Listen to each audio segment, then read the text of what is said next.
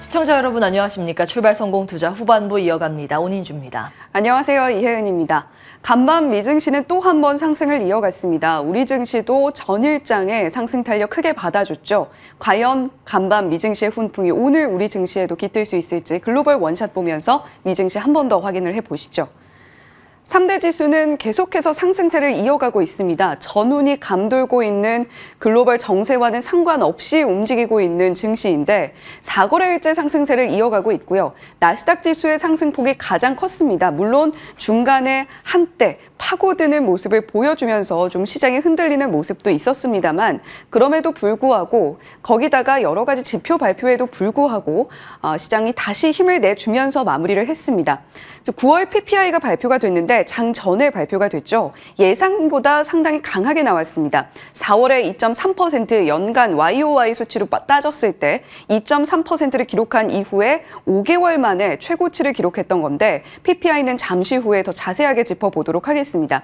자, FOMC 의사록도 발표가 됐는데 사실 의사록 발표 이후에 연준 인사들의 발언에 변화가 좀 느껴지고 있는 상황이기 때문에 의사록은 어느 정도는 소화를 해냈던 시장이다라고 해석을 해보시면 될 것 같습니다. 그만큼 지수도 잠시간의 흔들림이 있었으나 치고 올라오는 모습을 봐도 의사록을 소화해냈던 모습 지수에서도 확인이 되고 있고요. 오늘 밤 9시 반에는 CPI가 발표가 됩니다. 소비자 물가지수 발표를 앞두고 굉장히 긴장감이 감돌던 이전 분위기와는 조금 다른 분위기가 감지가 되고 있죠. 과연 오늘 밤에 나오게 될 CPI는 어떻게 나오게 될지 내일 당잠사에서 또 전해드릴 수 있도록 하겠습니다. 자, 특징주 함께 보시죠. 어도비는 어도비 맥스를 진행을 했는데 이 자리에서 생성형 AI에 대한 큰 청사진을 발표를 했습니다.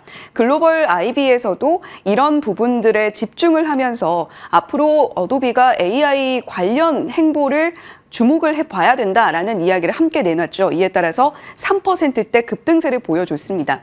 버켄스탁은 뉴욕 시장에 입성을 하게 됐는데 물론 여름철이 좀 지나가기는 했습니다만 여름철에 버켄스탁 많이 신고 다녔던 때도 있었습니다. 그런데 IPO를 진행을 하고 또 신규 상장을 한 뒤에 정작 공모가 대비 12% 빠지는 흐름을 보여줬고요. 자, 노보노디스크는 또 한 번 날아올랐습니다. 오젬픽에 대해서 이번에는 신장 질환에 효과가 있다라는 이야기 물론 이전에도 있었습니다만 또 한 번 불거지면서 노보노디스크뿐만이 아니라 일라이릴리까지도 함께 튀어오르는 모습도 시장에서 확인이 됐습니다.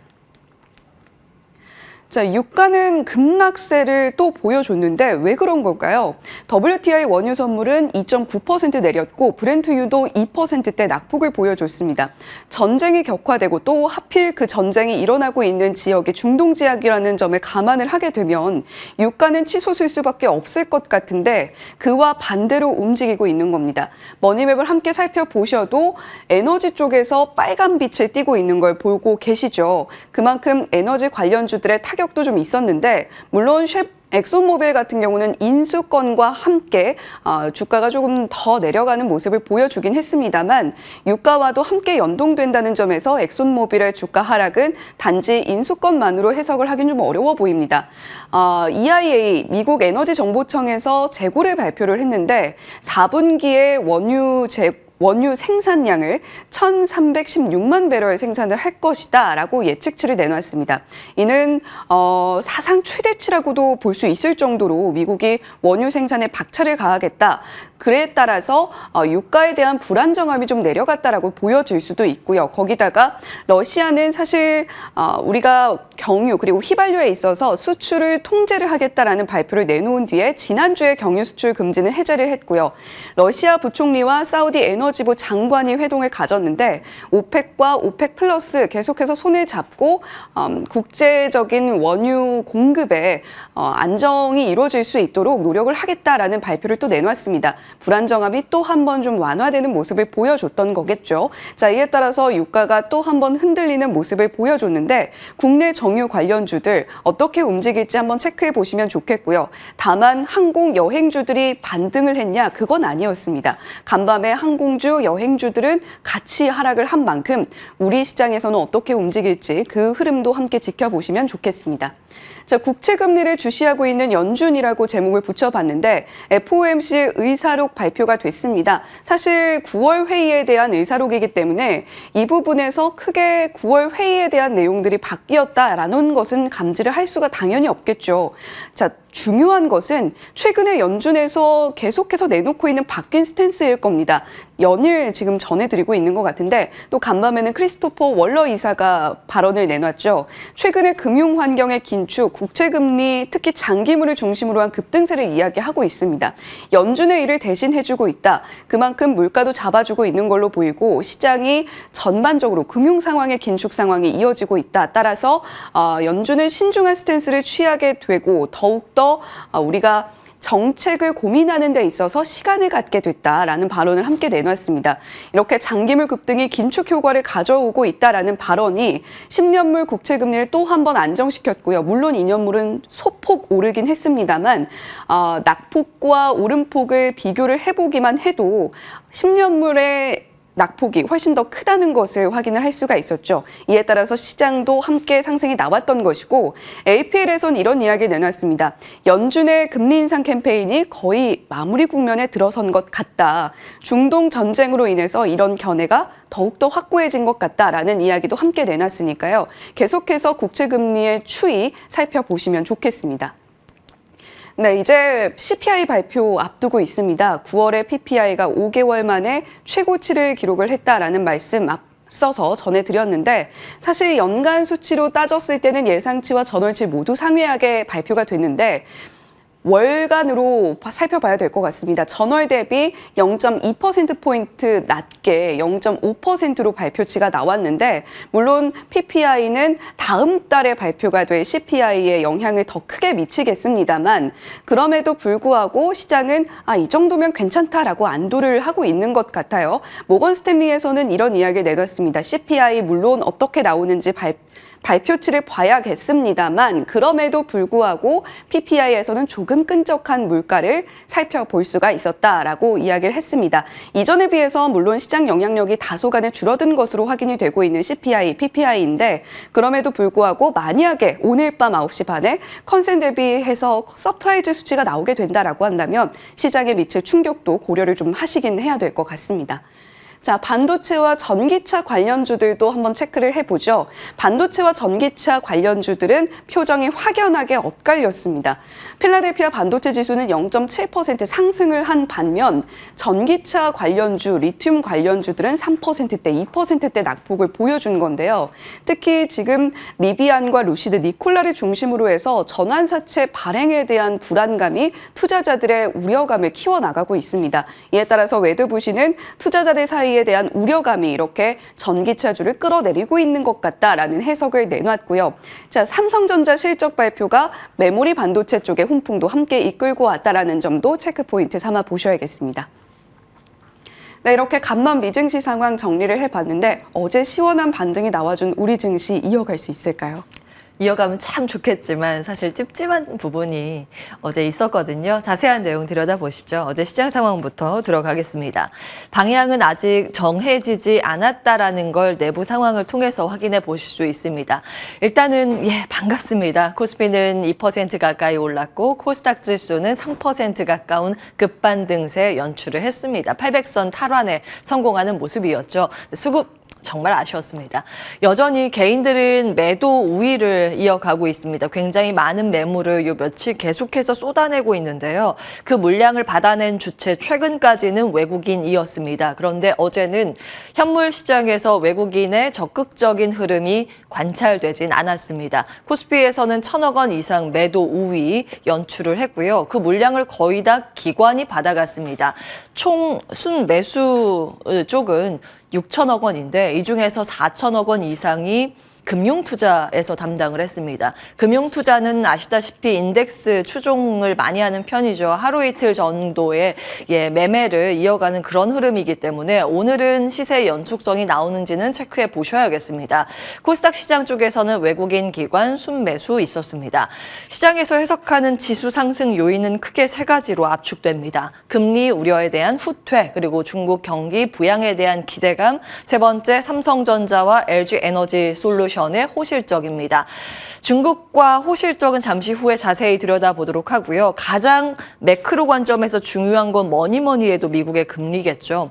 연준 비둘기 발언이 이어지면서 금리에 대한 부담이 한층 내려간 것도 사실이고요. 어제는 IMF에서 내년도 성장 전망을 하향 조정하면서 이렇게 되면 긴축 강하게 못할 것이다 라는 중론이었습니다.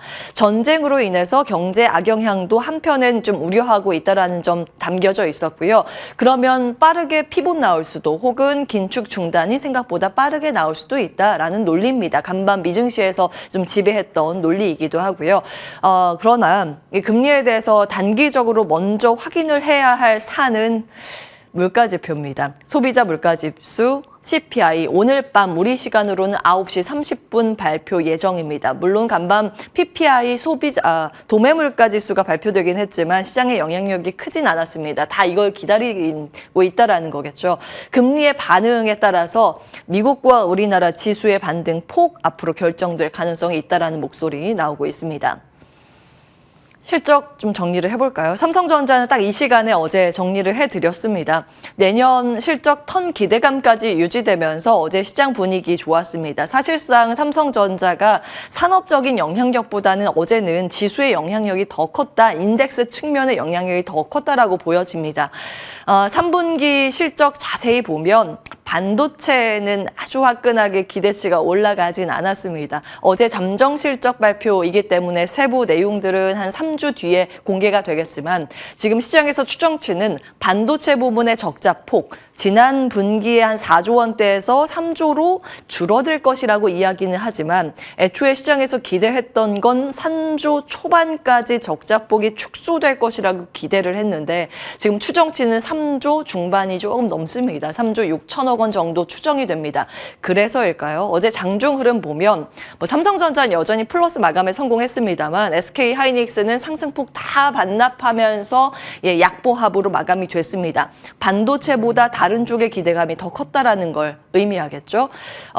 시장에서 해석하기로는 가장 좋았던 부분은 폴더블 폰 그리고 디스플레이가 실적 생각보다 잘 나오게 견인을 했을 것이라고 추정이 됩니다. 오늘자 나온 기업 분석 레포트 가운데 폴더블 폰은 파이nem텍 한 종목 있습니다. 그래서 내용 참고해 보시라고 좀 정리를 해봤고요. 한양증권에서 제시했습니다. 목표가 제시를 하진 않았지만 폴더블 최대 수혜주다 이렇게 꼽고 있습니다. 그리고 어제 반도체 중소형주 따는 그래도 나름 견조한 상승세를 시현했기 때문에 간밤 엔비디아 2% 상승, 그래서 HBM 관련 중소형주의 반응 오늘 어떻게 나올지는 지켜보셔야겠습니다. 실적보다는 모멘텀 플레이라는 점 다시 한번 정리해드리겠습니다. LG에너지솔루션 정리를 해볼까요? 어제 7%대 급등세 눈에 띄었습니다. 2차 전지 배터리 안에서 시가총액 가장 크고 덩치가 크고 무거운 종목인데 급등이라고 폭등이라고 해도 쉽지 않은 그런 흐름이었죠. 실적 내용입니다. 사실 매출액 그렇게 생각보다 좋지는 않았는데요. 컨센서스 대비했을 때는 약간 못 미쳤습니다. 거의 이제 부합이라고 증권가에선 평가를 하고 영업이익과 이익률이 좋았습니다. 이익 같은 경우 예상보다 한 6% 가까이 상회하는 잘 나온 그런 실적이었고 이익률이 확실히 많이 개선이 되고 있죠. 작년에 한 5, 6% 이 정도 수준이었는데 이번에 발표된 게 8%대. 이 정도면 괜찮다고 후한 점수 줄만 합니다. 다만 자세한 내용을 봤을 때 전기차가 많이 팔려서 실적이 좋아졌다라기보다는 원가 관리나 여러 가지 좀 관리를 잘했다라고 좀 볼 수 있겠죠. 시장에서 해석되는 이 실적, 호실적의 이유는 크게 두 가지입니다. 미국 공장 가동률 많이 올라가서, 그리고 한 가지는 인플레이션 감축 법안에 따라서 세액 공제 좀 받아서 그 부분에 영향을 받았다, 이렇게 분석이 되고 있고요. 투자 심리의 재료 측면에서는 LG 화학이 얼마 전에 이 도요타로부터 양극재 수주를 따내면서 새로운 고객사가 추가됐다라는 부분입니다. 이 정도이고요. 어제 2차 전지 전반적으로 상승세를 시현했고 관련 종목들의 주가 반응들 정리를 해봤는데 이런 내용들을 봤을 때 화끈하게 전기차 지금 간다라기보다는 그 전날의 급락의 반작용 부분도 배제할 수는 없습니다. 그래서 주가의 연속성이 있는지 꼭 확인을 해보셔야겠고요. 특히 간밤 테슬라의 주가가 약간 좀 아쉬웠기 때문에 수급 상황 들여다보시면서 선별 작업 꼭 기억을 해보셔야겠습니다. 중국 이야기 갑니다. 드디어 국가대표팀이 움직였습니다. 그동안 좀 기억을 해보시면 약간 주변부의 부양책을 건드렸었죠. 예를 들면 소비 쪽이었습니다. 그래서 우리나라는 중국 시클리컬 관련주보다는 소비 쪽이 조금 더 민감한 흐름을 보였는데 이제 시클리컬이 움직일 수 있을까요? 내용들 들여다보겠습니다. 10월 10일 장 마감된 이후에 보도된 기사 내용을 보면 중국 재정지출 확대 검토 내용이었습니다. 한 1조 위엔 정도로 추정이 되는데요. 국채 발행을 해서 부양을 하겠다라는 건데 이렇게 된다면 건드리는 분야는 크게 산업 쪽과 부동산이 됩니다. 그동안 부양책 나온다 이야기는 했는데 산업부동산 쪽에 좀 미온적인 태도를 보였었는데 그 부분이 전환이 되는지 여부 관찰 포인트고요. 그리고 어제 저녁에 나왔던 내용입니다. 국부펀드가 드디어 움직였습니다. 4대 국유은행 A주 지분 일괄 확대 발표인데 물론 규모가 아주 크진 않습니다. 발행 주식이 한 0.01%대 수준이지만 직전에 이 관련해서 마지막 조치가 2015년도 8월 끝으로 없었거든요. 그런데 지금 움직이기 시작했는가라는 부분 주목되는 포인트고요. 앞으로 6개월 동안 계속 지분을 늘려갈 계획이다. 즉 증시 안정을 위해서 우리 액션을 하고 있다라고 의지 표명을 한 겁니다. 일종의 상징성에 주목할 내용입니다. 부동산 산업정책 중국에서 계속 좀 추가되고 있는데요. 이 부분이 최근래에 추가된 부분입니다. 거시 쪽 통화정책과 관련된 부분이고 부동산과 산업정책입니다. 확실히 부동산 부분도 근래에 굉장히 많이 추가가 됐고요. 산업정책이 많습니다. 우리나라 연관해서 볼만한 시클리컬이라고 하면 대표적으로 화학 정도가 될 수 있겠죠. 과거에 체크해드린 내용입니다. 우리나라와 이 경기 선행지수 산업재해의 동향인데 같은 방향을 그려갔다라는 부분 체크됩니다. 이 부분이 돌아선다면 우리나라 이런 석유화학 등의 산업재해의 반응이 있을지 철강 쪽도 마찬가지입니다. 다만 최근 석유화학의 좀 우려 포인트라고 하면 중국 같은 경우에는 이란이나 러시아 같이 좀 저렴한 이 원유를 수입을 해서 원가 경쟁력 우위를 점하는 것도 사실입니다. 우리나라가 열위이기 때문에 그런 점 이익 개선 기대감의 눈높이는 조금 낮출 필요가 있다는 목소리도 한켠에 자리하고 있습니다. 참고해 보시기 바라겠고요.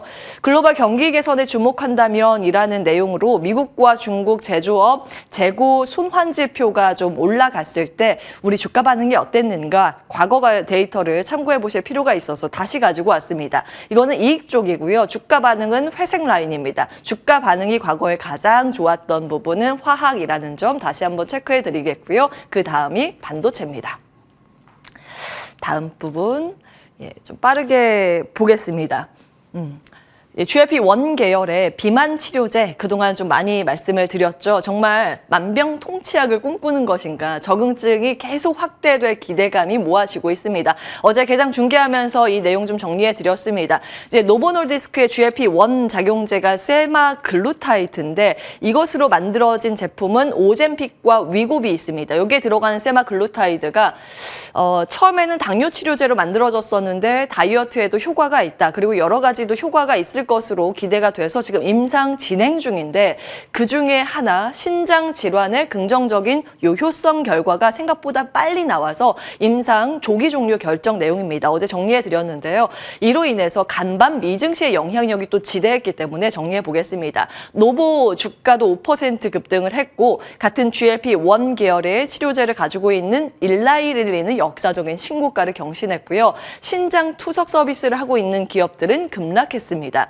적응증 확대는 사실 새로운 내용은 아니지만 시장에서 워낙 주목을 받고 있기 때문에 다시 한번 정리해 보실 필요는 있겠고요. 우리나라 GLP-1 계열에 만들어진 완제품은 없고 임상 진행 중인 기업들만 있습니다. 다시 한번 참고해 보시고 즉 미국이나 덴마크 같은 경우에는 실적 기반의 주가 상승이고 우리나라는 모멘텀 기반의 주가 반응이라고 기억을 해보셔야겠고요. 4분기 주요 이벤트들 굉장히 많습니다. 그래서 이 내용도 캡처해 두시고 보시면 되겠습니다. 지금 뭐 기업별로 알고 있는 것, 확인해야 할 것, 이후 기대하는 것 쭉 내용입니다. 시간상 다루지는 못하겠지만 캡처하고 두고 보시면서 주가 반응 연계해서 움직이는지 체크해 보시기 바랍니다. 당잠사였습니다.